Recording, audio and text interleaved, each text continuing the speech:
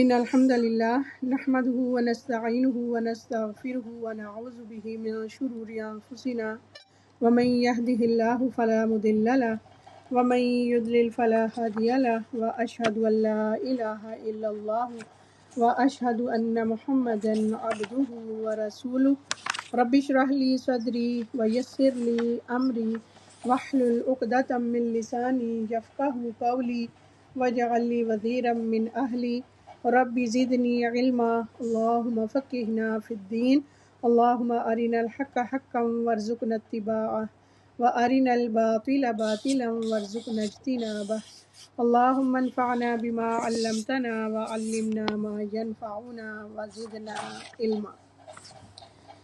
تو آج ہم پڑھیں گے جو ہمارے سلف صالحین کا نقطہ نظر تھا قرآن کے حوالے سے، اس میں ہم دوسرا دیکھیں گے، دوسری چیز کہ وہ کیا کرتے تھے قرآن کو طلب کرنے میں۔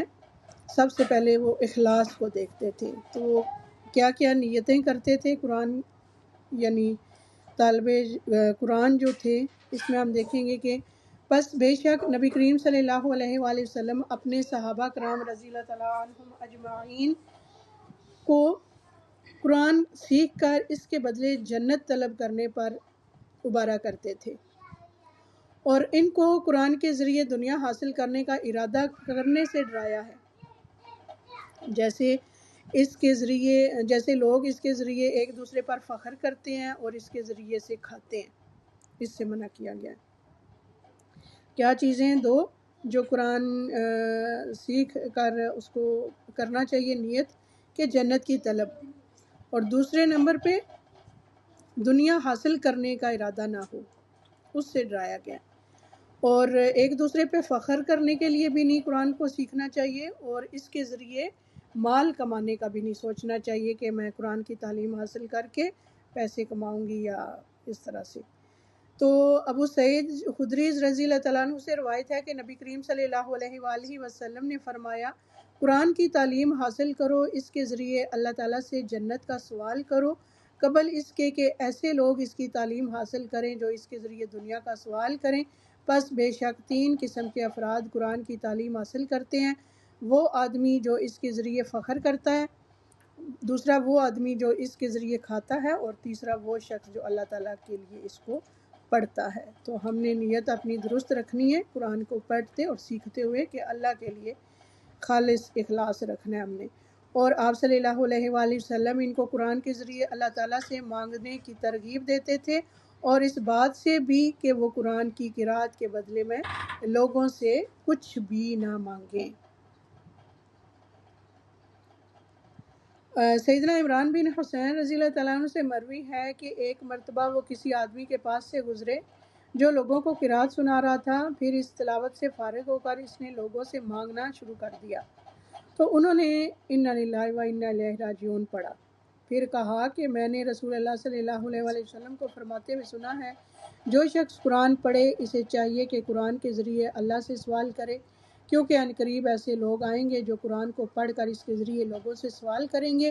اور سیدنا سہیل بن سعد سعدی سے مروی ہے، وہ کہتے ہیں کہ ایک دن رسول اللہ صلی اللہ علیہ وآلہ وسلم ہمارے پاس تشریف لائے، جب کہ ہم قرآن پڑھ رہے تھے تو آپ صلی اللہ علیہ وآلہ وسلم نے فرمایا، الحمدللہ اللہ کی کتاب ایک ہے، اور تم میں سرخ اور سفید اور کالے سبھی لوگ ہیں، اسے پڑھتے رہو قبل اس کے کہ وہ لوگ اس کی قرأت شروع کر دیں جو اسے ایسے سیدھا کریں گے جیسے تیر سیدھا کیا جاتا ہے، اور اس کا اجر جلد ہی دنیا میں لینا چاہیں گے اور اسے آخرت تک مؤخر نہ کریں گے۔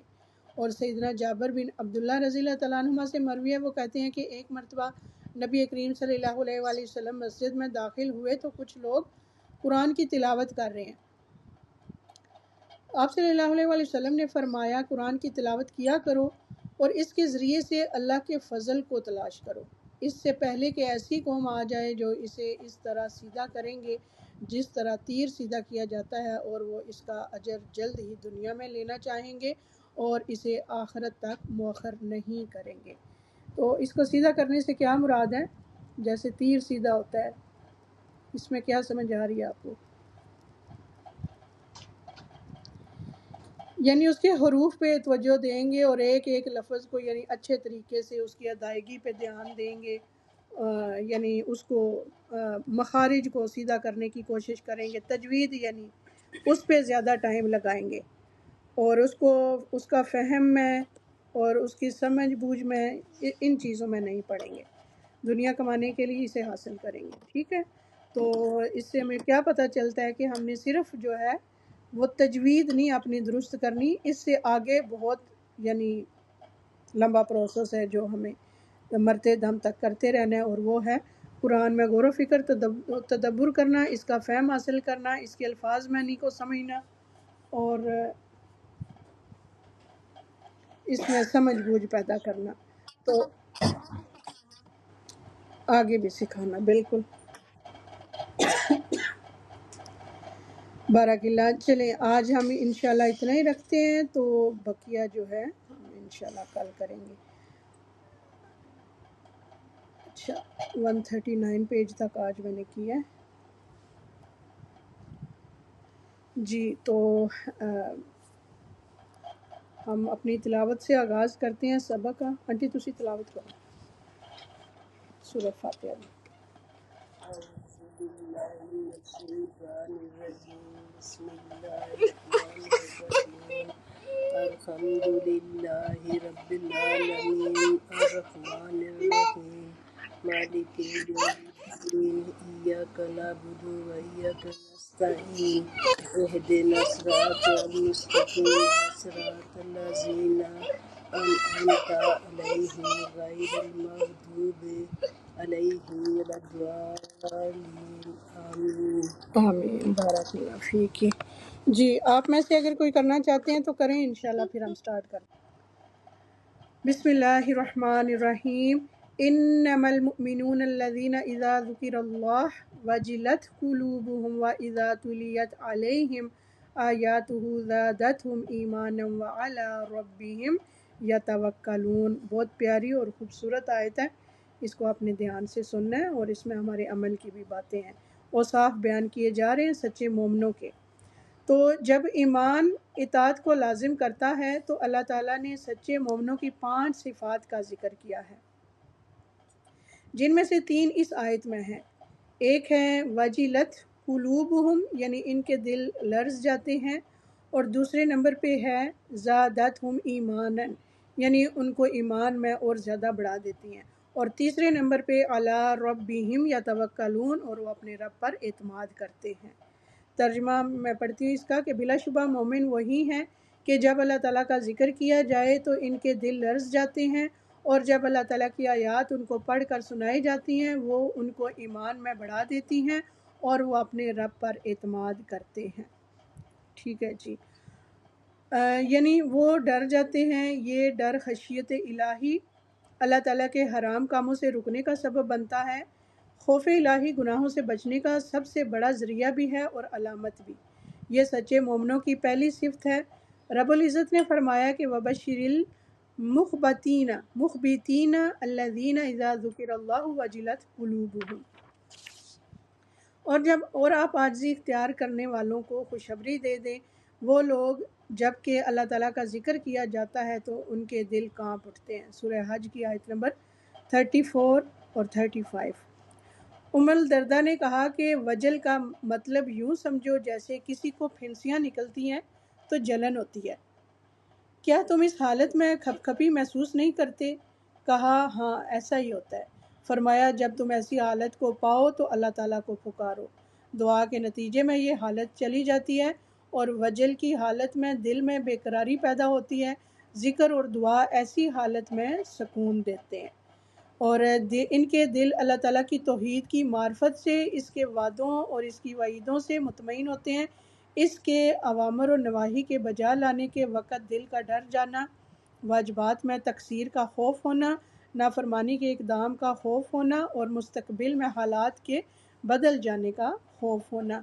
اچھا یہ جو اوپر ماشاءاللہ انہوں نے بیان کی ہے نا ام درداء نے مثال، یعنی پھنسیوں کی مثال انہوں نے بیان کی ہے، تو کوئی بھی تکلیف ہو، کوئی ذہنی ٹینشن ہو، کوئی جسمانی بیماری بھی ہو، تو ہم یعنی اس پہ رونا روتے رہتے ہیں ہر وقت، ہائے مجھے یہ تکلیف ہو گئی، ہائے مجھے وہ تکلیف ہو گئی، کسی کی بات ہمیں بری لگ گئی تو ہمیں دکھ ہوا، اور ہم اسی دکھ میں وہ جو ٹائم گزارتے ہیں، تو استاذہ جی کہتی ہوتی ہیں کہ وہی ٹائم ہوتا ہے جب انسان کا دل نرم ہوتا ہے، تو اسی ٹائم کو کیش کروائیں اور اس کو اپنے لیے دعاؤں میں بدل دیں، یعنی اسی اپنی بیچارگی کو، اور جو اپنا دل نرم ہوا ہوا ہوتا ہے، وہی ٹائم جو ہوتا ہے جو اللہ کے قریب ہوتا ہے انسان، تو اس میں پھر اس ٹائم میں زیادہ سے زیادہ کیا کرنا چاہیے، اپنے لیے اور دوسروں کے لیے دعائیں مانگنی چاہیے، اور اپنی تکلیف کا اللہ تعالیٰ کے آگے اظہار کرنا چاہیے، اور اسی کے آگے اسی کے اوپر توکل کرنا چاہیے۔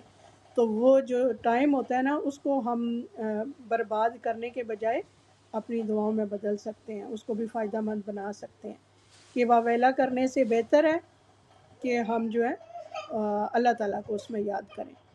ان کے دل اللہ تعالیٰ کی توحید کی معرفت سے، اس کے وعدوں اور اس کی وعیدوں سے مطمئن ہوتے ہیں۔ اس کے اوامر و نواہی کے بجا لانے کے وقت دل کا ڈر جانا، واجبات میں تقصیر کا خوف ہونا، نافرمانی کے اقدام کا خوف ہونا، اور مستقبل میں حالات کے بدل جانے کا خوف ہونا۔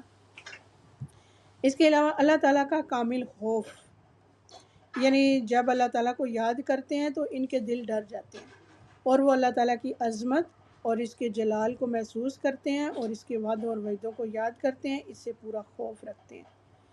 اور سچے مومنوں کی دوسری جو صفت ہے وہ ہے وَإِذَا تُلِيَتْ عَلَيْهِمْ آيَاتُهُ زَادَتْهُمْ ایمانا، یعنی اور جب اللہ تعالیٰ کی آیات ان کو پڑھ کر سنائی جاتی ہیں، وہ ان کو ایمان میں بڑھا دیتی ہیں۔ جب ان پر قرآن حکیم کی آیات پڑھی جاتی ہیں تو وہ عمل صالح کے لیے ان کے ایمان، یقین، تصدیق اور قبولیت میں اضافہ کر دیتی ہیں۔ دلائل کی کثرت اور نصیحت یقین میں اضافے کا موجب بنتی ہے۔ اس سے مومن کا اعتقاد مضبوط ہوتا ہے۔ رب العزت نے فرمایا هو الذی انزل السکینۃ فی قلوب المؤمنین لیزدادوا ایمانا مع ایمانہم، سورہ فتح کی آیت نمبر 4۔ وہی ہے جس نے مومنوں کے دلوں میں سکینت نازل کی تاکہ وہ اپنے ایمان کے ساتھ ایمان میں اور بڑھ جائیں۔ وَإِذَا مَا أُنزِلَتْ سُورَةٌ فَمِنْهُم مَّن يَقُولُ أَيُّكُمْ زَادَتْهُ هَٰذِهِ إِيمَانًا فَأَمَّا الَّذِينَ آمَنُوا فَزَادَتْهُمْ إِيمَانًا وَهُمْ يَسْتَبْشِرُونَ۔ اور جب بھی کوئی صورت نازل کی جاتی ہے تو ان میں سے کچھ لوگ کہتے ہیں کہ تم میں سے کس کو ایمان میں اس نے زیادہ کیا، چنانچہ جو لوگ ایمان لائے سو ان کو ایمان میں اس نے زیادہ کیا، اور وہ اس سے بہت خوش ہوتے ہیں۔ سورہ توبہ کی آیت نمبر 124۔ ربی بن انس کا قول ہے کہ زادتہم ایمانا سے مراد ہے خشیت، اور والذین اہتدوا زادہم ھدی وآتاہم تقواہم، اور جن لوگوں نے ہدایت قبول کی اس نے ان کو ہدایت میں بڑھا دیا اور انہیں ان کا تقوی عطا کیا۔ یہ سورہ محمد کی آیت نمبر 17 ہے۔ اس کی وجہ یہ ہے کہ وہ آیات الہی کو حضور قلب کے ساتھ غور سے سنتے ہیں، ٹھیک ہے نا، تاکہ ان میں غور و فکر کریں جس سے ان کے ایمان میں اضافہ ہو، کیونکہ تدبر اعمال قبول میں شمار ہوتا ہے۔ تدبر کیا ہوتا ہے؟ اعمال کی قبول ہونے میں شمار ہوتا ہے۔ نیز ان کے لیے معنی کی بھی توسیع ہوتی ہے جن سے وہ لا علم ہیں، اور ان کو ان امور کی یاد دہانی ہوتی ہے جن کو وہ فراموش کر چکے ہیں، یا ان کے دلوں میں نیکیوں کی رغبت پیدا ہوتی ہے اور اپنے رب کی اکرام اور تکریم کے حصول کا شوق پیدا ہوتا ہے، یا ان کے دل میں عذاب سے خوف اور معاصی سے ڈر پیدا ہوتا ہے، اور ان تمام امور سے ایمان بڑھتا ہے۔ اس آیت میں اس بات کی دلیل ہے کہ ایمان گھٹتا بھی ہے اور بڑھتا بھی ہے۔ اعمال صالح سے ایمان بڑھتا ہے اور اعمال سیئہ سے ایمان گھٹتا ہے۔ اعمال صالح یعنی نیک اعمال کرنے سے ایمان میں اضافہ ہوتا ہے، اور برائیاں کرنے سے، گناہ کرنے سے ایمان کم ہو جاتا ہے۔ ہر بندے کو اپنے ایمان کو بڑھانے کے لیے کوشش کرنی چاہیے۔ اس مقصد کے لیے قرآن حکیم کے معنی میں غور و فکر کرنی چاہیے اور اس میں تدبر کرنا چاہیے۔ اللہ تعالی ہمیں تدبر و تفکر کی توفیق عطا فرمائے، آمین۔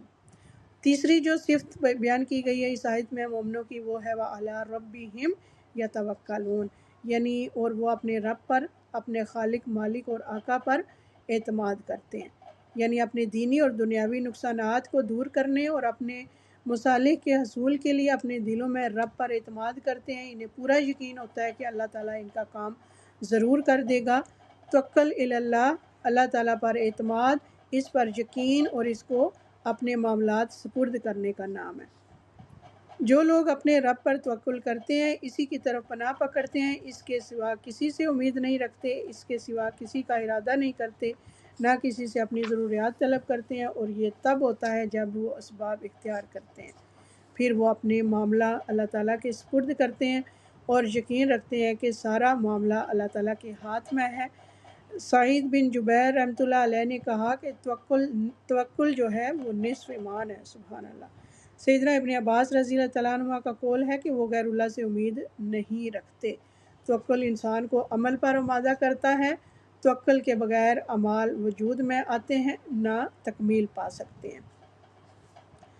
تو اس میں یہ تھا توکل کرنے میں کہ اسباب بھی اختیار کریں، یعنی توکل کے ساتھ ساتھ اسباب بھی ہمیں اختیار کرنے چاہیے، اور یہی چیز ہمیں اگلی آیات میں بھی ملیں گی، کیونکہ جنگ بدر کا ذکر آ رہا ہے تو اس میں یہ چیز ہمیں بکثرت جو ہے نا سمجھنے کو ملے گی تفصیلاً۔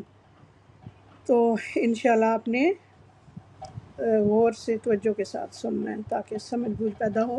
تو اس آیت میں ہم نے 3 خصوصیات پڑھی تھی سچے مومنوں کی۔ ایک تھی واجلت قلوبہم اذا تلیت علیہم، اور دوسری تھی آیاتہ زادتہم ایمانا، اور تیسری تھی وعلی ربہم یتوکلون۔ تو ان پہ آپ نشان بھی لگا سکتے ہیں۔ اچھا، اگلی کیا صفت ہے کہ الذین یقیمون الصلاۃ ومما رزقناہم ينفقون۔ سمجھ آ گئی ہوگی آپ لوگوں کو کہ وہ لوگ جو نماز قائم کرتے ہیں اور جو ہم نے انہیں دیا اس میں سے خرچ کرتے ہیں۔ یعنی جب بھی خرچ کرنے کا آتا ہے تو اللہ تعالیٰ یہ ضرور ساتھ فرماتے ہیں کہ جو ہم نے انہیں عطا کیا، یعنی انسان کے پاس اپنا کچھ نہیں ہے، اگر ہم کسی کو دیتے ہیں تو وہ اللہ کے دیے ہوئے میں سے دیتے ہیں، جاتا ہماری جیب سے ہے، لیکن جو ہماری جیب میں ہے وہ بھی اللہ تعالیٰ کا ہی عطا کیا ہوا ہے، اس میں بھی پھر ہم جو ہے نا وہ یعنی اس کو روک کے رکھتے ہیں۔ سچے مومنوں کے اعمال کی وضاحت اس میں کی گئی ہے۔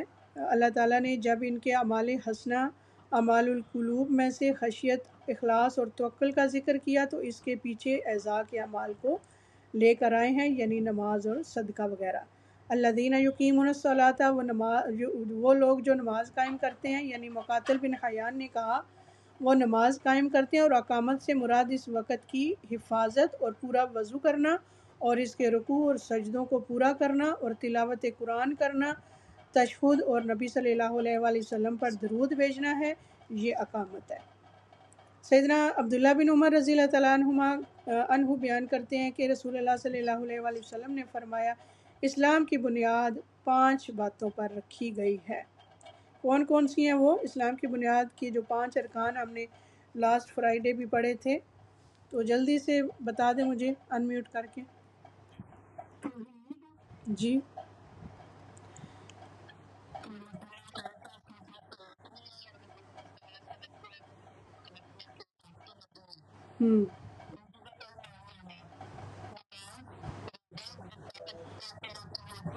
بارک اللہ، ٹھیک ہے، یہی ہے، یعنی اس بات کی شہادت دینا کہ اللہ تعالیٰ کے سوا کوئی معبود نہیں اور محمد صلی اللہ علیہ وآلہ وسلم اللہ کے رسول ہیں۔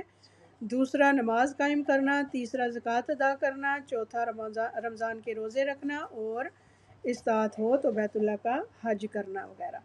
اور اقامت صلاۃ کا مفہوم جو ہے فرض اور نفل نماز کو اس کے ظاہری اور باطنی اعمال مثلاً حضور قلب جو کہ نماز کی روح اور اس کا مغز ہے، اس کے ساتھ قائم کرنا۔ وَمِمَّا رَزَقْنَاهُمْ يُنْفِقُونَ، اور جو ہم نے انہیں دیا ہے اس میں سے خرچ کرتے ہیں، یعنی اللہ تعالیٰ نے انہیں جو مال دیے ہیں اس میں سے وہ ان کاموں میں خرچ کرتے ہیں جن میں خرچ کرنے کا اللہ نے انہیں حکم دیا ہے، مثلاً زکوٰۃ، جہاد، حج، عمرہ، اور جو خرچ ان پر واجب ہیں وہ ان کے حقوق ادا کرتے ہیں، یعنی وہ نفقات واجبہ مثلاً زکوٰۃ کفارہ، بیویوں یعنی اقارب اور غلاموں پر خرچ کرتے ہیں، اور نفقات مستحبہ یعنی بھلائی کے تمام راستوں میں صدقہ کرتے ہیں۔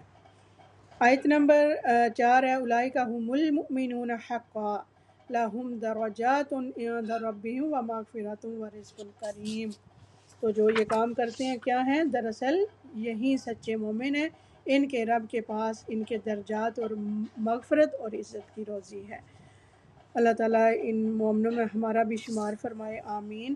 اولئک یعنی یہی، یعنی وہ لوگ جو کام کرتے ہیں حقیقی مومن ہیں، اللہ تعالیٰ کے ڈر سے جن کے دل دہل جائیں، اللہ تعالیٰ کی آیات سے جن کا ایمان بڑھ جائے، جو اپنے رب کا بھروسہ رکھیں، اپنے رب پر بھروسہ رکھیں، اور جو نماز قائم کریں اور اللہ تعالیٰ کے دیے ہوئے میں سے خرچ کریں۔ تو ہم المؤمنون حقا، یہی دراصل سچے مومن ہیں جنہیں اپنے ایمان میں کوئی شک نہیں ہوتا، یعنی جو ان صفات سے متصف ہیں، ہم المؤمنون حقا، دراصل یہی سچے مومن ہیں کیونکہ انہوں نے اسلام اور ایمان اور اعمال باطنہ اور اعمال ظاہرہ، علم اور عمل، حقوق اللہ اور حقوق العباد کی ادائیگی کو جمع کیا۔ اللہ تعالیٰ نے اعمال قلوب کو مقدم رکھا ہے کیونکہ اعمال القلوب جو ہوتے ہیں وہ اعمال جوارح کی بنیاد اور اس سے افضل ہے۔ ایمان کامل کا بدلہ کیا ہے کہ لہم درجات عند ربہم، یعنی ان کے رب کے پاس ان کے درجات ہیں، اللہ تعالیٰ کے یہاں ان کامل ایمان والوں کے اعمال کے مطابق ان کے درجات بلند ہوں گے۔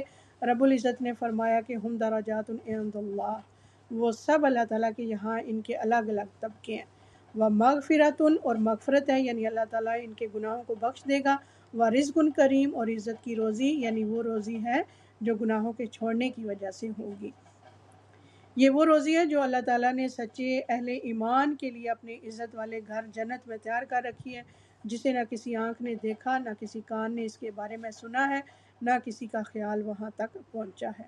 سیدنا ابو ہریرہ رضی اللہ تعالیٰ عنہ بیان کرتے ہیں کہ رسول اللہ صلی اللہ علیہ وآلہ وسلم نے فرمایا، ان فی الجنۃ مئۃ درجۃ اعدھا اللہ للمجاہدین فی سبیل اللہ، ما بین الدرجتین کما بین السماء والارض، فاذا سألتم اللہ فاسألوہ الفردوس۔ بے شک جنت کے 100 درجے ہیں جو اللہ تعالیٰ نے مجاہدین فی سبیل اللہ کے لیے تیار کر رکھے ہیں۔ 2 درجوں کے درمیان اتنا فاصلہ ہے جتنا زمین و آسمان کے درمیان ہے، سبحان اللہ۔ پس تم جب بھی اللہ تعالیٰ سے جنت کا سوال کرو تو جنت الفردوس کا سوال کیا کرو، یہ سب جنتوں کے درمیان ہے اور سب سے عالی شان جنت ہے، اور اس سے جنت کی نہریں پھوٹتی ہیں، اور اسی کے اوپر اللہ تعالیٰ کا عرش ہے۔ یہ بخاری کی روایت ہے 2790۔ سورہ زمر میں اللہ تعالیٰ فرماتے ہیں، لیکن جو لوگ اپنے رب سے ڈر کر رہے ان کے لیے بلند عمارتیں ہیں جن کے اوپر بلند عمارتیں بنی ہوں گی، جن کے نیچے سے نہریں بہہ رہی ہوں گی۔ اللہ تعالیٰ کا وعدہ ہے، اللہ تعالیٰ کبھی اپنے وعدے کے خلاف نہیں کرتا۔ سیدنا ابو سعید خدری رضی اللہ تعالیٰ عنہ بیان کرتے ہیں کہ رسول اللہ صلی اللہ علیہ وآلہ وسلم نے فرمایا، جنت والے اپنے اوپر کے بالا خانہ والوں کو اس طرح دیکھیں گے جس طرح تم مشرق و مغرب میں افق پر صبح کے وقت باقی رہ جانے والے چمکدار تارے کو دیکھتے ہو، یہ ان کے درجات کے فرق کی وجہ سے ہوگا۔ صحابہ کرام نے پوچھا رضی اللہ تعالیٰ عنہم اجمعین، اے اللہ کے رسول صلی اللہ علیہ وآلہ وسلم، کیا وہ انبیاء علیہ السلام کے گھر ہوں گے جن تک ان کے علاوہ کوئی نہیں پہنچ سکے گا؟ تو آپ صلی اللہ علیہ وآلہ وسلم نے فرمایا، نہیں، اس ذات کی قسم جس کے قبضہ قدرت میں میری جان ہے، ان بالا خانوں میں وہ آدمی رہیں گے جو اللہ تعالیٰ پر ایمان لائیں اور اس کے رسول کی تصدیق کریں، سبحان اللہ۔ یہ بخاری و مسلم دونوں میں حدیث ملتی ہے، بخاری میں نمبر ہے 3256 اور مسلم میں نمبر ہے 7144۔ سیدنا ابو سعید خدری رضی اللہ تعالیٰ عنہ بیان کرتے ہیں کہ رسول اللہ صلی اللہ علیہ وآلہ وسلم نے فرمایا، یقیناً بلند درجات والے جنتیوں کو ان سے کم درجات والے جنتی اس طرح دیکھیں گے جس طرح تم آسمان کے کسی کنارے پر روشن تارے کو دیکھتے ہو۔ بلا شبہ ابو بکر و عمر رضی اللہ تعالیٰ عنہما بھی انہی بلند درجات والے لوگوں میں سے ہوں گے، ان کے لیے یہ کیا خوب قسمت کی بات ہے، سبحان اللہ۔ مسند احمد کی یہ روایت ہے 11219۔ اللہ تعالیٰ ہم سب کے بھی درجات جنت میں اسی طرح بلند فرمائے، اور ہمارے اعمال ایسے ہوں جن کے ذریعے اللہ تعالیٰ ہمارے درجات بلند فرمائے، آمین۔ کما اخرجک ربک من بیتک بالحق وان فریقا من المؤمنین لکارہون، جیسا کہ آپ کے رب نے آپ کو حق کے ساتھ آپ کے گھر سے نکالا، حالانکہ ایمان والوں کا ایک گروہ یقیناً اس کو ناپسند کرنے والا تھا۔ یعنی مومنوں کے لیے اتباع رسول ہی باعث خیر و برکت ہے۔ تو کما اخرجک ربک من بیتک بالحق، یعنی اللہ تعالیٰ نے اپنے رسول محمد صلی اللہ علیہ وآلہ وسلم کو مدینہ سے نکال کر بدر کے مقام پر مشرکوں سے جنگ کے لیے اس حق کے ساتھ باہر نکالا جس کو اللہ تعالیٰ پسند فرماتا ہے۔ آیت کا مفہوم یہ ہے کہ جس طرح اس وقت مدینے سے نکلنے سے ہچکچانا اور خطرے کا سامنا کرنے سے گھبرانا صحیح ثابت نہ ہوا، اور بدر کے میدان میں اللہ تعالیٰ نے فتح دی اور مال غنیمت ہاتھ لگا، اسی طرح آج بھی انہیں مال غنیمت کی تقسیم میں ناراض نہیں ہونا چاہیے، بلکہ اللہ تعالیٰ اور اس کے رسول صلی اللہ علیہ وآلہ وسلم کی طرف سے جو حصہ ملے اسے قبول کر لینا چاہیے، اس کا نتیجہ ان کے حق میں بہتر رہے گا۔ یعنی مومنوں کے لیے اتباع رسول ہی باعث خیر و برکت ہے۔ اللہ تعالیٰ اس جنگ کو اللہ تعالیٰ نے اپنی تقدیر میں طے کر رکھا تھا، اگرچہ اپنے گھر سے نکلنے اور دشمن کے خلاف لڑنے کے بارے میں نبی صلی اللہ علیہ وسلم نے کبھی سوچا بھی نہیں تھا۔ اللہ تعالیٰ نے گھر سے نکالنے سے قبل اور اس عظیم غزوے کے ذکر سے پہلے اہل ایمان کی صفات بیان فرمائی ہیں جنہیں اختیار کرنا چاہیے۔ جو مومن یہ صفات اختیار کرتا ہے وہ ثابت قدم ہو جاتا ہے۔ ان کا ایمان حقیقی اور سچا ایمان ہے، اللہ تعالیٰ نے ان کے لیے حقیقی جزا رکھی ہے۔ وَإِنَّ فَرِيقًا مِنَ الْمُؤْمِنِينَ لَكَارِهُونَ، حالانکہ ایمان والوں کا ایک گروہ یقیناً اس کو ناپسند کرنے والا تھا، یعنی صدی کہتے ہیں کہ وہ اس بات سے ناخوش تھے کہ مشرکوں کی تلاش میں نکلا جائے۔ یہ آیت اس آیت کریمہ کی طرح ہے کہ کتب علیکم القتال وہو کرہ لکم وعسیٰ ان تکرہوا شیئا وہو خیر لکم وعسیٰ ان تحبوا شیئا وہو شر لکم واللہ یعلم وانتم لا تعلمون۔ تم پر قتال فرض کر دیا گیا حالانکہ وہ تمہارے لیے ناپسندیدہ ہیں، اور ہو سکتا ہے کہ تم کوئی چیز ناپسند کرو اور وہ تمہارے لیے بہتر ہو، اور ہو سکتا ہے کہ تم کوئی چیز پسند کرو حالانکہ وہ تمہارے لیے بدتر ہو، اور اللہ تعالیٰ جانتا ہے تم نہیں جانتے۔ شعبان 2 ہجری میں قریش کا ایک تجارتی قافلہ شام سے مکہ کی طرف واپس جا رہا تھا۔ یہ اب اس کا بتایا جا رہا ہے غزوہ بدر کے بارے میں کہ کیسے شروع ہوا تھا۔ تو شعبان کی 2 تاریخ تھی، شعبان 2 ہجری یعنی 2 ہجری میں قریش کا ایک تجارتی قافلہ شام سے مکہ کی طرف واپس جا رہا تھا، اور قافلے کے ساتھ تقریباً 60,000 اشرفی سامان تھا۔ اس وقت یہ خطرہ تھا کہ مسلمان کہیں قافلہ تجارت پر حملہ نہ کر لیں، کیونکہ راستہ مدینہ کے پاس سے گزرتا تھا۔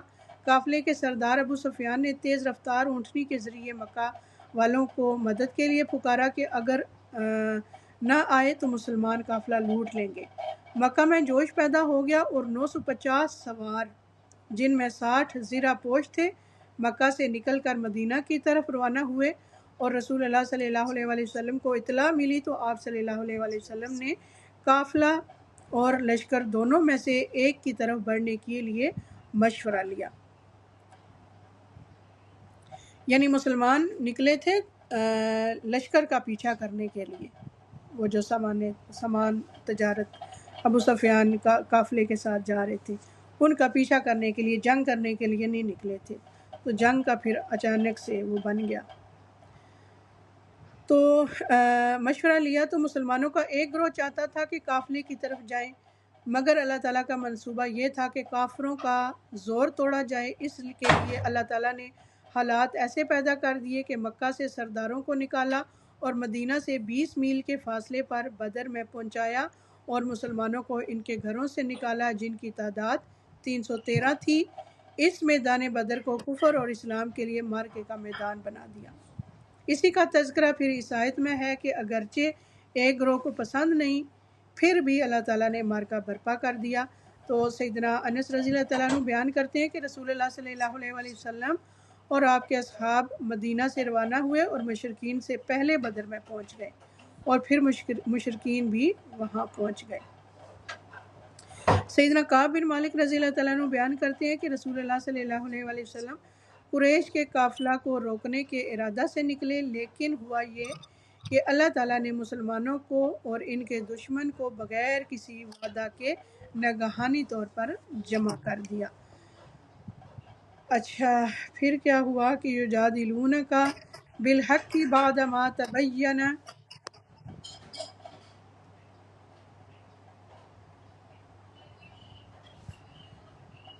تبین کأنما یساقون الی الموت وهم ینظرون۔ وہ حق کے بارے میں آپ سے جھگڑ رہے تھے اس کے بعد کہ وہ صاف ظاہر ہو چکا تھا، گویا کہ وہ موت کی طرف ہانکے جا رہے ہوں اور وہ دیکھ رہے ہوں۔ یعنی مسلمانوں میں سے ایک گروہ رسول اللہ صلی اللہ علیہ وآلہ وسلم سے کس امر پر جھگڑ رہا تھا؟ یجادلونک فی الحق، یعنی وہ حق کے بارے میں آپ سے جھگڑ رہے تھے، یعنی وہ جنگ کے بارے میں جھگڑ رہے تھے۔ جھگڑا اس امر پر تھا کہ ہمیں قافلے کی طرف جانا چاہیے جہاں کہ دنیا کا فائدہ موجود تھا، اور رسول اللہ صلی اللہ علیہ وسلم اور آپ صلی اللہ علیہ وسلم کے دیگر ساتھی چاہتے تھے کہ لشکر کا مقابلہ کیا جائے، کیونکہ وہاں دینی فائدہ تھا۔ ایک طرف دنیاوی فائدہ تھا اور دوسری طرف کیا تھا؟ جنگ کر کے لشکر کے مقابلہ کر کے دینی فائدہ حاصل ہو سکتا تھا۔ تو یہ دو گروہ بن گئے تھے کہ ایک طرف تو ہم مال غنیمت لے لیں ان سے، یعنی جو تجارت کا مال لے کے جا رہے تھے وہ ان سے لے لیں، اور دوسری طرف دوسرا لشکر جو نبی پاک صلی اللہ علیہ وسلم کے ساتھ تھا وہ ان کا یہ تھا کہ وہ ان کو دینی فائدہ حاصل ہو۔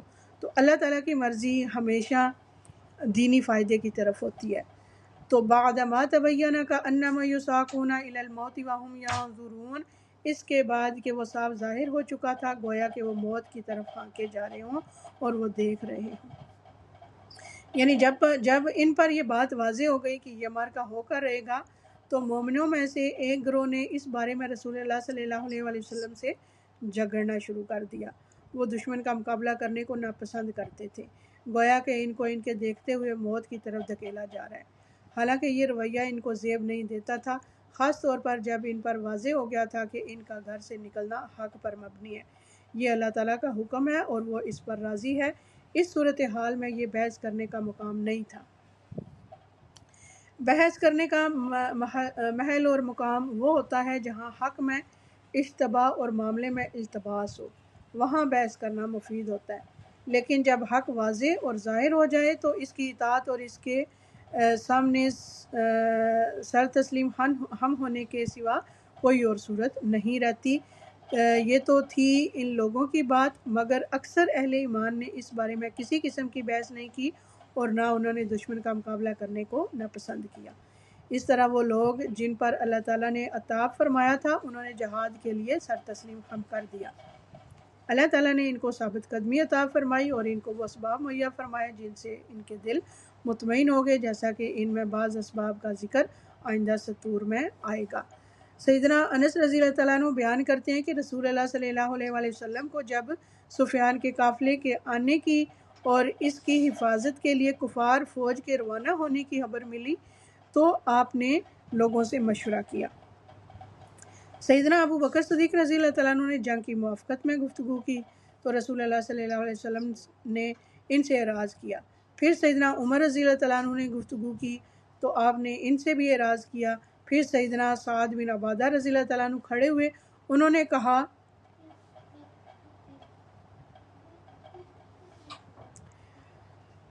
کہا کہ اے اللہ کے رسول، شاید آپ کا روح سخن ہماری طرف ہے، تو اس ذات کی قسم جس کے ہاتھ میں میری جان ہے، اگر آپ ہمیں سمندر میں کودنے کا حکم دیں گے تو ہم سمندر میں کود جائیں گے، اور اگر آپ ہمیں برق غمات تک گھوڑے دوڑانے کا حکم دیں گے تو ہم آپ کے حکم کی تعمیل کریں گے۔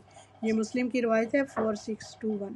محمد بن اسحاق رحمۃ اللہ نے سیدنا عبداللہ بن عباس رضی اللہ تعالیٰ عنہ کی روایت کو بیان کیا ہے کہ رسول اللہ صلی اللہ علیہ وآلہ وسلم نے جب یہ خبر سنی کہ ابو سفیان شام کی طرف سے آ رہا ہے تو آپ نے مسلمانوں کو ترغیب دیتے ہوئے فرمایا، دیکھو قریش کا یہ قافلہ اموال سے لدا پھندا ہے، چنانچہ اس کی طرف نکل کر اس کا مقابلہ کرو، ہو سکتا ہے کہ اللہ تعالیٰ تمہیں وہ بطور مال غنیمت عطا فرما دے۔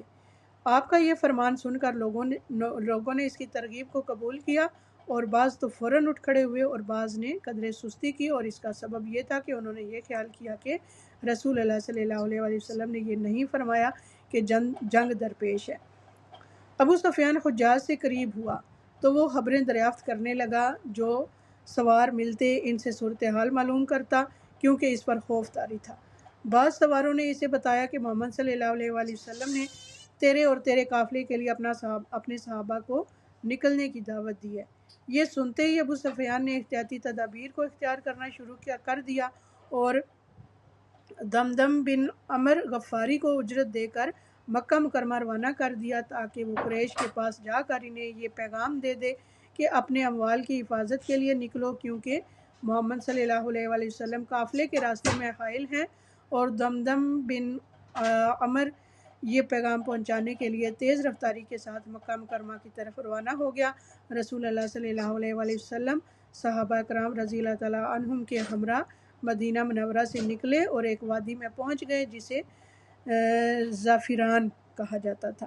پھر اس وادی سے نکلنے لگے، اور ابھی تک یہ وادی ختم نہ ہوئی تھی کہ اس کے ایک حصے میں پڑاؤ ڈال دیا، اور اسی اثناء میں آپ کو یہ خبر موصول ہوئی کہ قریش اپنے قافلے کی حفاظت کے لیے چل پڑے ہیں۔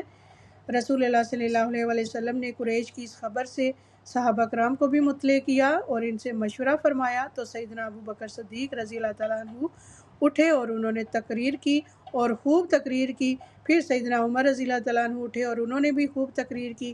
پھر مقداد بن عمر اٹھے اور انہوں نے بھی عرض کی، اے اللہ کے رسول، اللہ تعالیٰ آپ کو جو حکم دے اسے پورا کیجئے، ہم آپ کے ساتھ ہیں۔ اللہ کی قسم ہم آپ سے وہ نہیں کہیں گے جو بنی اسرائیل نے سیدنا موسیٰ علیہ السلام سے کہا تھا۔ فَاذْهَبْ أَنْتَ وَرَبُّكَ فَقَاتِلَا إِنَّا هَاهُنَا قَاعِدُونَ۔ کیا کہا تھا انہوں نے حضرت موسیٰ علیہ السلام سے؟ اگر کسی کو یاد ہے تو بتائیں۔ جب کسی بستی میں جانے کے لیے کہا گیا تھا نا بنی اسرائیل کو موسیٰ علیہ السلام کے ساتھ، تو انہوں نے کیا کہا تھا کہ سو تم اور تمہارا رب دونوں جا کر لڑو، یقیناً ہم تو یہیں بیٹھنے والے ہیں، یعنی گستاخانہ بات کی کہ ہم نہیں جا رہے، ہم نہیں لڑیں گے، آپ اور آپ کا رب لڑو جا کے، تو جب سارا معاملہ ٹھیک ہو گیا تو پھر ہم اس بستی میں داخل ہو جائیں گے۔ تو ایسا جو ہے نا وہ پھر نبی پاک صلی اللہ علیہ وسلم کے صحابہ نے نہیں کہا، انہوں نے پورا ساتھ دینے کے لیے نبی پاک صلی اللہ علیہ وسلم کو جو ہے تسلی دی، بلکہ ہم تو یہ عرض کریں گے کہ آپ اور آپ کا پروردگار دونوں چلیں اور لڑیں، اور ہم بھی آپ کے ساتھ مل کر لڑیں گے۔ قسم ہے اس ذات اقدس کی جس نے آپ کو حق کے ساتھ مبعوث فرمایا، اگر آپ ہمیں برکلغیماد یعنی حبشہ کا ایک شہر تک بھی لے چلیں تو ہم آپ کا ساتھ دیں گے، حتیٰ کہ فرمایا لوگوں مجھے مشورہ، حتیٰ کہ آپ تشریف لے جائیں۔ رسول اللہ صلی اللہ علیہ وآلہ وسلم نے ان کی تعریف کی اور ان کے لیے دعا فرمائی۔ پھر آپ صلی اللہ علیہ وآلہ وسلم نے فرمایا لوگوں مجھے مشورہ دو۔ آپ کا روح سخن انصار کی طرف تھا، کیونکہ ان کی تعداد بھی زیادہ تھی، اور اس لیے بھی کہ انہوں نے بیعت عقبہ کی وقت کہا تھا کہ اے اللہ کے رسول، ہم آپ کی ذمہ داری سے اس وقت تک بری ہیں جب تک آپ ہماری بستی میں تشریف نہیں لے آتے۔ جب آپ تشریف لے آئیں گے تو آپ ہماری ذمہ داری میں ہوں گے، ہم آپ کی حفاظت ہر اس چیز سے کریں گے جس سے ہم اپنے بچوں اور عورتوں کی حفاظت کرتے ہیں۔ تو در حقیقت رسول اللہ صلی اللہ علیہ وآلہ وسلم کو یہ خدشہ تھا کہ کہیں انصار یہ نہ سمجھتے ہوں کہ آپ کی امداد ان پر صرف اسی صورت میں لازم ہے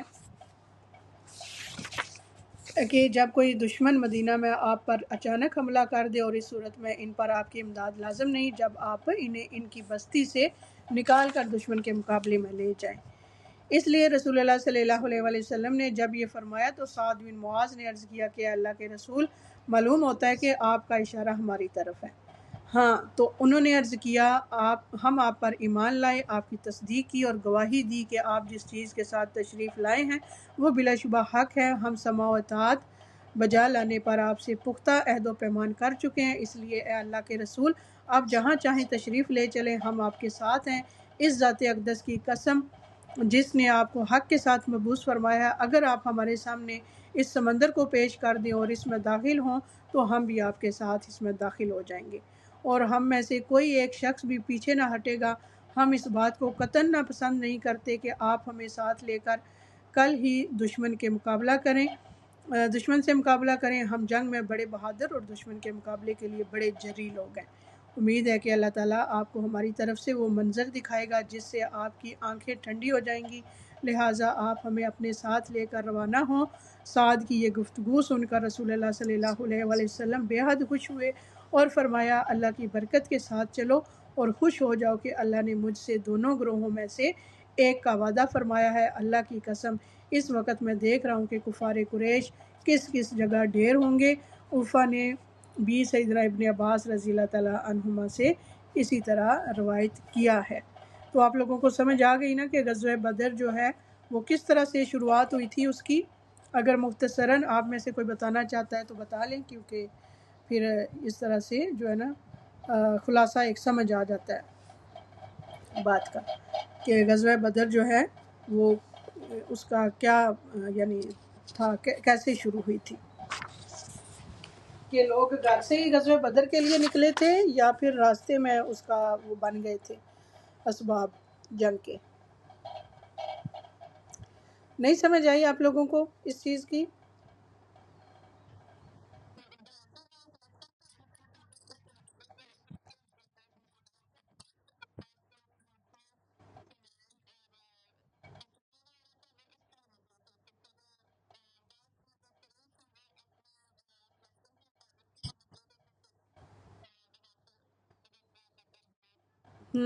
ٹھیک ہے، بارک اللہ۔ جی،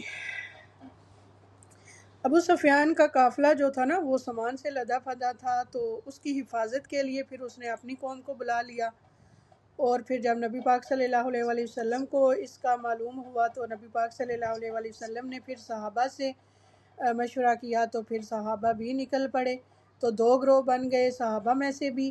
ایک کا یہ تھا کہ ہم صرف ان سے مال لے کے چلے جائیں، اور دوسرا یہ تھا کہ دین کا فائدہ ہو۔ ایک طرف دنیاوی فائدے کو دیکھ رہے تھے اور دوسری طرف نبی پاک صلی اللہ علیہ وسلم کے جو ساتھ تھے وہ گروہ جو تھے وہ دینی فائدہ دیکھ رہے تھے۔ تو اللہ تعالیٰ کو بھی دینی فائدہ ہی جو زیادہ اللہ کی نظر میں بھی عام تھا، اہم تھا۔ تو اس طرح پھر کرتے کرتے جو ہے وہ جنگ بدر کے اسباب پیدا ہو گئے۔ تو لوگ کتنے نکلے تھے مسلمانوں کے جنگ بدر میں؟ کتنے لوگ تھے؟ 313 لوگ تھے۔ ٹھیک ہے، بارک اللہ۔ اس طرح سے چھوٹے چھوٹے یعنی حصے اگر آپ کو سمجھ آئے نا تو الحمدللہ وہ پھر کافی ایکسپلین کرنے میں بھی دوسروں کو مدد حاصل ہو جاتی ہے۔ یعنی اگر میں تفسیر اس طرح سے پڑھ رہی ہوں آپ کو سمجھ نہیں آ رہی، تو آپ میں سے اگر کوئی اس کا خلاصہ بیان کر دیتا ہے تو اور اچھے طریقے سے بات آسانی سے سمجھ آ جاتی ہے۔ بارک اللہ فیکی ثانیہ۔ وَإِذْ يَعِدُكُمُ اللَّهُ إِحْدَى الطَّائِفَتَيْنِ أَنَّهَا لَكُمْ وَتَوَدُّونَ أَنَّ غَيْرَ ذَاتِ الشَّوْكَةِ تَكُونُ لَكُمْ وَيُرِيدُ اللَّهُ أَن يُحِقَّ الْحَقَّ بِكَلِمَاتِهِ وَيَقْطَعَ دَابِرَ الْكَافِرِينَ۔ اور جب اللہ تعالیٰ تم سے دو گروہوں میں سے ایک کا وعدہ کر رہا تھا کہ یقیناً وہ تمہارے لیے ہے، اور تم چاہتے تھے کہ یقیناً غیر مصلح گروہ ہی تمہارے لیے ہو، اور اللہ تعالیٰ ارادہ کر چکا تھا کہ حق کو اپنی باتوں سے سچا کر دکھائے اور کافروں کی جڑ کاٹ دے۔ تو مسلمان کس گروہ سے مقابلہ کرنا چاہتے تھے اور اللہ تعالیٰ کا ارادہ کیا تھا، اس کی آگے مزید وضاحت ہم دیکھتے ہیں کہ دو گروہوں سے مراد قافلہ یا پھر فوج میں سے ایک تھا۔ ٹھیک ہے، انہا لکم کہ یقیناً وہ تمہارے لیے ہے، یعنی ان میں سے ایک کے مقابلے میں تمہیں فتح سے نوازے گا، یعنی جو کچھ ان کے ساتھ ہے وہ تمہارے لیے غنیمت ہے۔ وَتَوَدُّونَ أَنَّ غَيْرَ ذَاتِ الشَّوْكَةِ تَكُونُ لَكُمْ، یعنی تم چاہتے تھے کہ غیر مصلح گروہ یعنی قافلہ جس کے ساتھ سفیان بن حرب تھا وہ تمہارے لیے ہو۔ تو مسلمانوں نے غربت کی وجہ سے قافلے کے ملنے کو پسند کیا، کیونکہ قافلے والوں کے پاس طاقت نہیں تھی اور مال تھا۔ قافلہ آسان شکار تھا جس سے بظاہر نفع زیادہ اور نقصان کم تھا، اس لیے مسلمان اس سے مقابلہ کرنا چاہتے تھے۔ تو الحمدللہ دیکھیں اب مزید وضاحت آپ کو آسانی سے اس کا پتہ چل گیا کہ ایک گروہ کیا چاہ رہا تھا۔ وَيُرِيدُ اللَّهُ أَن يَحِقَّ الْحَقَّ بِكَلِمَاتِهِ وَيَقْطَعَ دَابِرَ الْكَافِرِينَ۔ اللہ کا کیا ارادہ تھا کہ اللہ تعالیٰ ارادہ کر چکا تھا کہ حق کو اپنی باتوں سے سچا کر دکھائے اور کافروں کی جڑ کاٹ دے. یعنی اللہ تعالیٰ اس چیز کو پسند کرتے تھے جو افضل تھی. اللہ تعالیٰ کا ارادہ تھا کہ مسلمانوں کو ایک ایسی فوج سے فتح نصیب ہو جس میں بڑے بڑے سردار اور شہسوار لڑنے آئے تھے. اللہ تعالیٰ باطل اور کفر کی جڑ کاٹ دیتا ہے اور اپنے بندوں کی ایسی نصرت کرتا ہے جس کا انہیں کبھی خیال بھی نہیں آتا. اللہ تعالیٰ کا ارادہ یہ تھا کہ مٹھی بھر مسلمان امت بن جائیں اور ان کی اپنی حکومت ہو، مسلمانوں کی اپنی قوت ہو جو دشمن سے برتر ہو، کہ لوگوں کو پتہ چل جائے کہ کامیابی ساز و سامان اور تعداد پر نہیں بلکہ اللہ تعالیٰ کی مدد سے ہوتی ہے. اللہ تعالیٰ کا ارادہ تھا کہ مسلمانوں کو پتہ چل جائے کہ اللہ تعالیٰ کے مقابلے میں کسی کا زور نہیں چل سکتا، کسی کی قوت ٹھہر نہیں سکتی. اللہ تعالیٰ کا ارادہ تھا کہ امت اپنے عقیدے کا عملی تجربہ کرے اور پھر اس کی روشنی میں اپنے مستقبل کے منصوبے بنائے. اللہ تعالیٰ کافروں کی جڑ کاٹ کر اپنی باتوں سے حق کو سچا کر کے دکھانا چاہتے تھے. لِيُحِقَّ الْحَقَّ وَيُبْطِلَ الْبَاطِلَ وَلَوْ كَرِهَ الْمُجْرِمُونَ، تاکہ وہ حق کو سچا کر دے اور باطل کو جھوٹا کر دے اور اگرچہ مجرموں کو ناگوار ہو. لِيُحِقَّ الْحَقَّ، تاکہ وہ حق کو سچا کرے، یعنی اللہ تعالیٰ حق کے دلائل اور حق پر گواہی کے ذریعے حق کو سچا ثابت کرتے ہیں تاکہ اللہ تعالیٰ اسلام کو عزت دے کہ وہ حق ہے.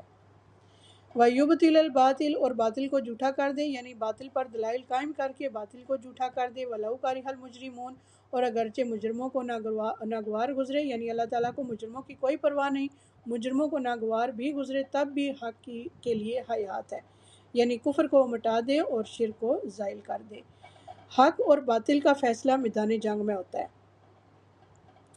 اِذْ تَسْتَغِیثُونَ رَبَّکُمْ فَاسْتَجَابَ لَکُمْ أَنِّی مُمِدُّکُمْ بِأَلْفٍ مِّنَ الْمَلَائِکَةِ مُرْدِفِینَ، جب تم اپنے رب سے مدد مانگ رہے تھے تو اس نے تمہاری دعا قبول کر لی کہ یقیناً میں فرشتوں میں سے 1000 کے ساتھ تمہاری مدد کرنے والا ہوں جو ایک دوسرے کے پیچھے آنے والے ہیں.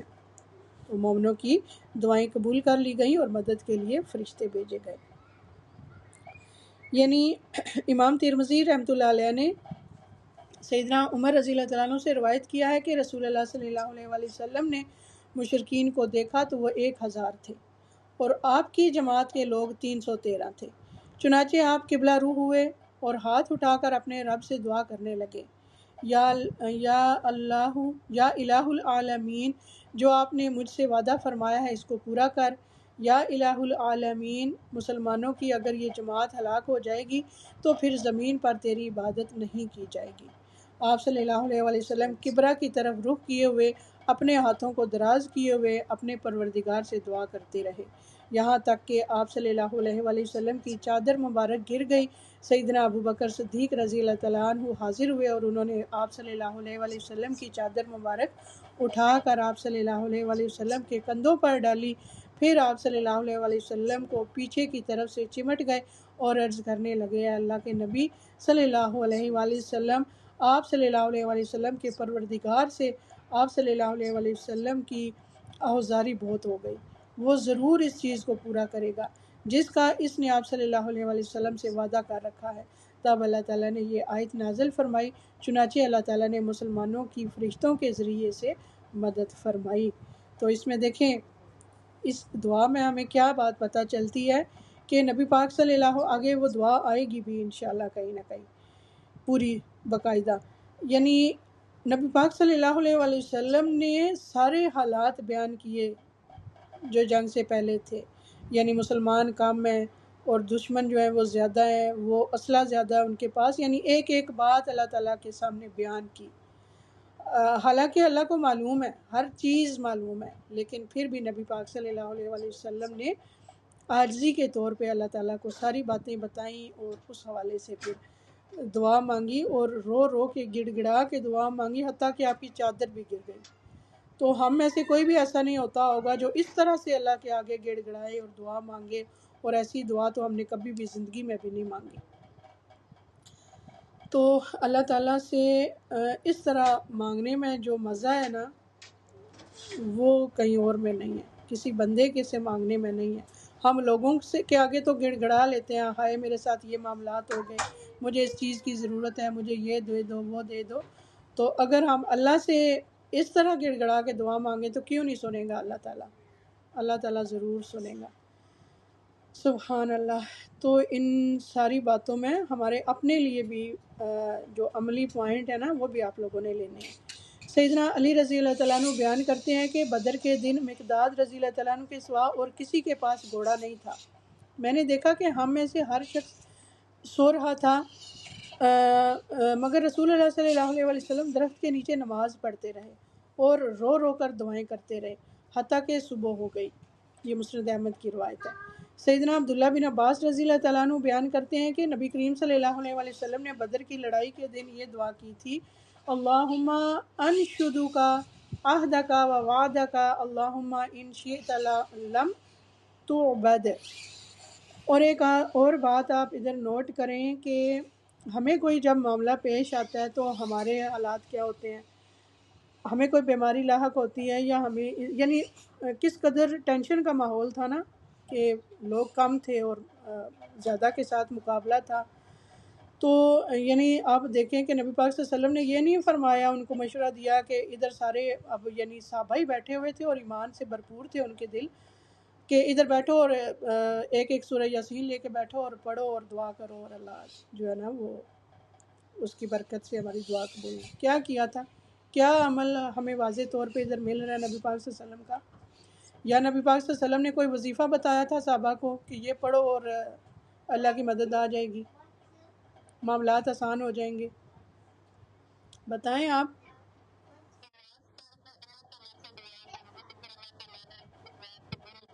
تو اس میں ہمارے لیے کیا سبق ہے پھر؟ ہم اپنے معاملات میں کیا کرنا چاہیے ہمیں؟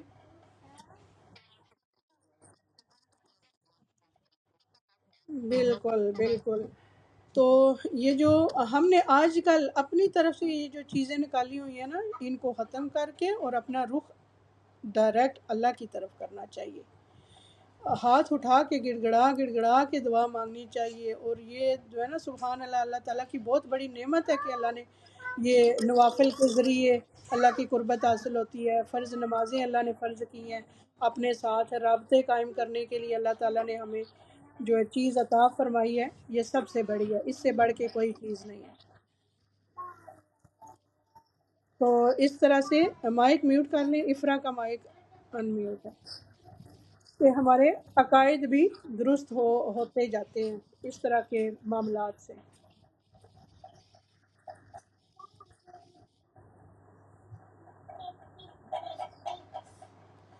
ٹھیک ہے، الحمدللہ آپ کو سمجھ آ گئی ہوگی اس چیز کی۔ ٹھیک ہے جی، کیا دعا کی تھی کہ اللہم انشدک عہدک و وعدک اللہم ان شئت لم تعبد، اے اللہ میں تیرے عہد اور وعدہ کا واسطہ دیتا ہوں، اگر تو چاہے کہ یہ کافر غالب ہوں تو مسلمانوں کے ختم ہو جانے کے بعد تیری عبادت نہ ہوگی۔ اس پر سیدنا ابوبکر صدیق رضی اللہ تعالیٰ عنہ نے آپ صلی اللہ علیہ وسلم کا ہاتھ تھام لیا اور عرض کی بس کیجیے۔ اس کے بعد آپ صلی اللہ علیہ وسلم اپنے خیمے سے باہر تشریف لائے تو آپ صلی اللہ علیہ وسلم اس آیت کریمہ کی تلاوت فرما رہے تھے، سَيُهْزَمُ الْجَمْعُ وَيُوَلُّونَ الدُّبُرَ، ان قریب یہ جماعت شکست کھائے گی اور یہ لوگ پیٹھیں پھیر کر بھاگیں گے۔ یہ بخاری کی روایت ہے 3953۔ اللہ تعالیٰ نے اپنی نعمت یاد دلائی ہے کہ جب دشمن سے مڈ بھیڑ کو اس نے یقینی بنا دیا، دشمن تم سے قریب ہوا تو تم نے اس سے مدد طلب کی اور مدد کے لیے پکارا، فَاسْتَجَابَ لَكُمْ، تو اس نے تمہاری دعا قبول کر لی، یعنی اللہ تعالیٰ نے تمہاری دعا قبول کر لی اور مدد کے لیے فرشتوں کو بھیجا۔ انی ممدکم بِأَلْفٍ مِّنَ الْمَلَائِکَةِ مُرْدِفِینَ، کہ یقیناً میں فرشتوں میں سے 1000 کے ساتھ تمہاری مدد کرنے والا ہوں جو ایک دوسرے کے پیچھے آنے والے ہیں۔ یعنی بدر میں شامل ہونے والے فرشتوں کی تعداد 1000 تھی، وہ پے در پے یعنی ایک دوسرے کے پیچھے آ رہے تھے۔ سیدنا عبداللہ بن عباس رضی اللہ تعالیٰ عنہ سے روایت ہے کہ اللہ تعالیٰ نے آپ نے نبی صلی اللہ علیہ وسلم اور مومنوں کو 1000 فرشتوں کے ساتھ مدد فرمائی، جن میں سے 500 فرشتوں کی قیادت سیدنا جبرائیل علیہ السلام کر رہے تھے اور 500 کی قیادت سیدنا میکائیل علیہ السلام کے پاس تھی۔ سبحان اللہ۔ سیدنا عبداللہ بن عباس رضی اللہ تعالیٰ عنہ بیان کرتے ہیں کہ ایک مسلمان ایک کافر کا تعاقب کر رہا تھا جو اس کے آگے تھا، اتنے میں اس نے کافر کے اوپر سے کوڑے کی آواز سنی اور سوار کو یہ کہتے ہوئے سنا کہ ہزوم یعنی آگے بڑھو۔ پھر اس نے یہ دیکھا کہ وہ مشرک چاروں شانے چت کر گیا ہے، اس کی ناک پر نشان تھا اور اس کا چہرہ پھٹ گیا تھا جیسے اس پر کوڑے برسائے گئے ہوں، حتیٰ کہ اس کا سارا جسم کوڑے کے زہر کی وجہ سے سبز ہو گیا۔ انصاری نے یہ واقعہ رسول اللہ صلی اللہ علیہ وآلہ وسلم کے سامنے بیان کیا تو آپ صلی اللہ علیہ وآلہ وسلم نے فرمایا تم سچ کہتے ہو، یہ تیسرے آسمان سے مدد تھی۔ سبحان اللہ۔ یہ مسلم کی روایت ہے 4588۔ یعنی کافر سے جب کسی مسلمان کا مقابلہ ہوتا نا تو وہ پہلے ہی دیکھ لیتے کہ اس سے تو پہلے ہی کوئی آ گیا ہے، یہ میرے سے پہلے ہی اس کا کام تمام ہو گیا۔ معاذ بن رفاع بن رافع زرقی نے اپنے والد رفاع بن رافع سے روایت کیا ہے جو بدر کی لڑائی میں شریک ہونے والوں میں سے تھے۔ انہوں نے بیان کیا کہ جبرائیل علیہ السلام نبی کریم صلی اللہ علیہ وسلم کی خدمت میں آئے اور آپ سے انہوں نے پوچھا کہ بدر کی لڑائی میں شریک ہونے والوں کا آپ کے یہاں درجہ کیا ہے؟ آپ صلی اللہ علیہ وسلم نے فرمایا کہ مسلمانوں میں سب سے افضل، یا آپ صلی اللہ علیہ وسلم نے اسی طرح کا کوئی کلمہ ارشاد فرمایا تو جبرائیل علیہ السلام نے کہا کہ جو فرشتے بدر کی لڑائی میں شریک ہوئے تھے ان کا بھی یہی درجہ ہے۔ سبحان اللہ۔ یہ بخاری کی روایت ہے 3992۔ یعنی جو صحابہ بدر میں شریک ہوئے تھے ان کا درجہ سب سے افضل ہے، تو جبرائیل علیہ السلام نے فرمایا کہ جو فرشتے مدد کے لیے آئے تھے ان کا درجہ بھی ایسے ہی ہے، یعنی وہ بھی افضل ہے دوسرے فرشتوں سے۔ تو فرشتوں کی جنگ کا کیا طریقہ تھا؟ سورہ انفال کی آیت نمبر 12 میں ہے کہ جب تمہارا رب فرشتوں کی طرف وحی کر رہا تھا کہ یقیناً میں تمہارے ساتھ ہوں، پس تم ان لوگوں کو ثابت قدم رکھو جو ایمان لائے، ان قریب میں ان لوگوں کے درمیان رعب ڈال دوں گا جنہوں نے کفر کیا، پس تم ان کی گردنوں کے اوپر ضرب لگاؤ اور ان کے ہر پور پر ضرب لگاؤ۔ اور آیت نمبر 10 میں ہے کہ وما جعل اللہ الا بشرا ولتطمئن به قلوبکم وما النصر الا من عند اللہ ان اللہ عزیز حکیم۔ اور اللہ تعالیٰ نے نہیں بنایا اس کو مگر ایک خوشخبری اور تاکہ تمہارے دل اس سے مطمئن ہو جائیں، اور نہیں ہے مدد مگر اللہ ہی کے پاس ہے، یقیناً اللہ تعالیٰ سب پر غالب کمال حکمت والا ہے۔ فرشتوں کے آنے کی اطلاع دینے کا مقصد بیان کیا جا رہا ہے، وہ کیا تھی کہ یعنی تمہیں فرشتوں کے آنے کی اطلاع کرنا اور ان کی امداد کا وعدہ کرنا تمہاری دل جمعی کے لیے تھا، ورنہ اللہ تعالیٰ فرشتوں کے بھیجے بغیر بھی فتح پر قادر ہے کیونکہ مدد اسی کی جانب سے ہے۔ وَلِتَطْمَئِنَّ بِهِ قُلُوبُكُمْ، اور تاکہ تمہارے دل اس سے مطمئن ہو جائیں، یعنی اللہ تعالیٰ کی امداد سے تمہارے دل مطمئن ہو۔ ملائکہ نے جنگ نہیں کی تھی بلکہ اللہ نے انہیں مسلمانوں کے لیے خوشخبری بنایا تھا تاکہ ان کے دل مطمئن اور ثابت قدم رہیں۔ وَمَن نَّصْرُ إِلَّا مِنْ عِندِ اللَّهِ، اور نہیں ہے مدد مگر اللہ تعالیٰ ہی کے پاس ہے، ورنہ فتح و نصرت تو اللہ تعالیٰ کے ہاتھ میں ہے، فتح کثرت تعداد اور ساز و سامان سے حاصل نہیں ہوتی۔ ان اللہ عزیز، یقیناً اللہ تعالیٰ سب پر غالب، اللہ تعالیٰ عزیز ہے، سب پر غالب، اسے کوئی مغلوب نہیں کر سکتا۔ جن کی وہ مدد نہ کرے، ان کی تعداد زیادہ ہو یا جنگی ساز و سامان، وہ غلبہ حاصل نہیں کر سکتے۔ حکیم، کمال حکمت والا ہے، یعنی اللہ تعالیٰ حکیم ہے، اس نے تمام امور کو ان کے اسباب کے ساتھ مقدر کیا ہے، اس نے ہر چیز کو اس مقام پر رکھا ہے جو اس کے لیے مناسب ہے۔ اذ یغشیکم النعاس امنۃ منہ وینزل علیکم من السماء ماء لیطہرکم بہ ویذہب عنکم رجز الشیطان ولیربط علی قلوبکم ویثبت بہ الاقدام۔ جب اللہ تعالیٰ تم پر اونگ طاری کر رہا تھا اپنی طرف سے امن دینے کے لیے، اور وہ آسمان سے تم پر پانی نازل کر رہا تھا تاکہ اس کے ذریعے سے تمہیں پاک کر دے اور تم سے شیطان کی گندگی کو دور کر دے، اور تاکہ وہ مضبوط کر دے تمہارے دلوں کو اور اس کے ساتھ تمہارے قدموں کو جما دے، یعنی مسلمانوں پر اونگ کا غلبہ ہو گیا۔ حالات دیکھیں کیسے ہیں، اور وہ سو رہے ہیں مزے سے۔ سبحان اللہ۔ یعنی اذ یغشیکم النعاس، جب اللہ تعالیٰ تم پر اونگ طاری کر رہا تھا۔ اللہ تعالیٰ نے اپنے انعام کا ذکر فرمایا کہ اس نے اپنے بندوں پر اونگ طاری کر دی تاکہ ان کا وہ خوف دور ہو جائے جو دشمنوں کی کثرت اور ان کے ساز و سامان اور تعداد کی قلت کی وجہ سے ان پر طاری تھا۔ یہ اونگ اللہ تعالیٰ کی طرف سے دعا کی قبولیت کی علامت تھی۔ یہ اونگ مسلمانوں کے دل میں جو خوف اور ڈر تھا اسے دور کر رہی تھی۔ یہ اونگ فتح و نصرت کا پیش خیمہ ثابت ہوئی۔ امانتم منہ یعنی اپنی طرف سے امن دینے کے لیے، یعنی اللہ تعالیٰ کی جانب سے تمہارے لیے امن، سکون اور اطمینان کا باعث تھی۔ غزوہ احد میں بھی مسلمانوں پر اونگ طاری کر دی گئی تھی۔ سورہ آل عمران میں ہے آیت نمبر 154 میں، پھر اللہ تعالیٰ نے اس غم کے بعد تم پر ایک امن نازل فرمایا، ایک اونگ تھی جو تم میں سے کچھ لوگوں پر چھا رہی تھی اور یقیناً کچھ لوگ تھے جن کی جانوں نے انہیں فکر میں ڈال رکھا تھا۔ تو یہ واقعہ جو ہے غزوہ بدر میں مسلمانوں کے ساتھ غنودگی کا واقعہ پیش آیا۔ یہ کیسا واقعہ تھا؟ تو یہ واقعہ حیرت انگیز ہے۔ غنودگی نیند کی سی کیفیت تھی جو مسلمانوں پر جنگ سے قبل طاری ہو گئی۔ یہ نفسیاتی کیفیت اللہ تعالیٰ کا خاص انعام تھا، کیونکہ انسان سو کر تازہ دم ہو جاتا ہے۔ جب دونوں لشکروں کا آمنا سامنا ہوا تو مسلمانوں پر خوف طاری ہو گیا۔ انہیں اتنے بڑے لشکر کی توقع نہ تھی۔ پھر میدان جنگ کی دہشت میں اللہ تعالیٰ نے ان پر اونگ طاری کر دی۔ وہ تازہ دم ہو کر اٹھے، وہ ذہنی بوجھ سے فارغ ہو کر صبح بالکل فریش ہو گئے۔ اس طرح یہ غنودگی اللہ تعالیٰ کی غیبی امداد تھی۔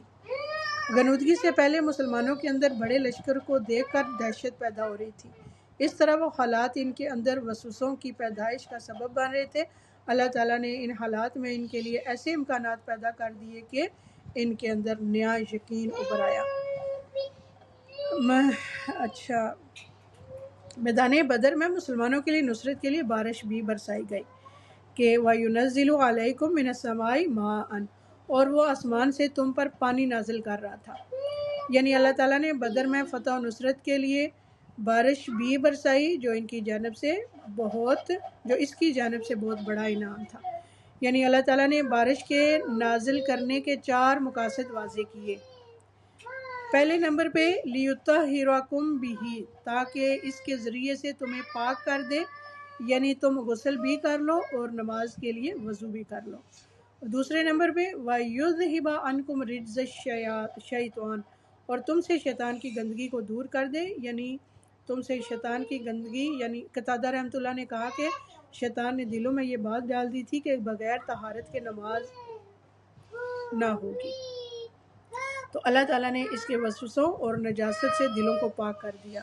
اور تیسری بات یہ تھی کہ وَلِيَرْبِطَ عَلَىٰ قُلُوبِكُمْ، اور تاکہ وہ مضبوط کر دے تمہارے دلوں کو، یعنی صبر اور یقین میں مضبوط کر دے، یعنی صبر اور دشمن کے خلاف اقدام کرنا جو کہ باطنی شجاعت ہے۔ اور چوتھے نمبر پہ وَيُثَبِّتَ بِهِ الْأَقْدَامَ، اور اس کے ساتھ تمہارے قدموں کو جما دے۔ اس سے مراد ظاہری شجاعت ہے، کیونکہ زمین ہموار تھی اور نرم تھی۔ جب اس پر بارش نازل ہوئی تو سخت اور ٹھوس ہو گئی اور قدم مضبوطی سے جمنے لگے۔ تو بارش مسلمانوں کے لیے خاص مدد ثابت ہوئی۔ وہ کیسے کہ میدان بدر کے میدان میں مشرکین نے پہلے پہنچ کر وہاں بہترین جگہ اور پانی کے چشمے پر قبضہ کر لیا تھا، اور ایسی حالت میں مسلمانوں کے دلوں میں وسوسہ آنے لگا کہ اللہ تعالیٰ کی مدد ان کے شامل حال نہیں ہے۔ اللہ تعالیٰ نے اتنے زور کی بارش برسائی کہ مسلمانوں نے پانی اکٹھا کر لیا۔ مشرکوں نے زمین کے پانی کو مسلمانوں سے روکا تھا، تو اللہ تعالیٰ نے آسمان سے پانی برسا کر ان کی مدد کی۔ بارش کی وجہ سے حالات میں تبدیلی آئی، ریت بیٹھ گئی اور لوگ اور جانور اس پر آسانی سے چلنے لگے۔ مسلمانوں نے بارش کا پانی جمع کر لیا، کفار کے لیے کیچڑ ہو گیا اور مشکلات پیدا ہو گئی، اور کیونکہ وہ نشیبی جگہ پر تھے تو پانی کی وجہ سے مسلمانوں کے دلوں کو اطمینان ہو گیا اور سب لوگ تازہ دم ہو گئے۔ یعنی مسلمان جدھر ٹھہر رہے تھے وہ ریتلا علاقہ تھا، تو ریت پہ آپ کو پتہ ہے کہ پیر نہیں ٹکتا، آسانی کے ساتھ مشکل ہوتی ہے آگے پیچھے چلنا پھرنا، لیکن جو انہوں نے اپنی اچھی جگہ چوز کی ہوئی تھی وہ مٹی تھی، یعنی ہموار تھی اور پیر مضبوطی سے جم رہا تھا۔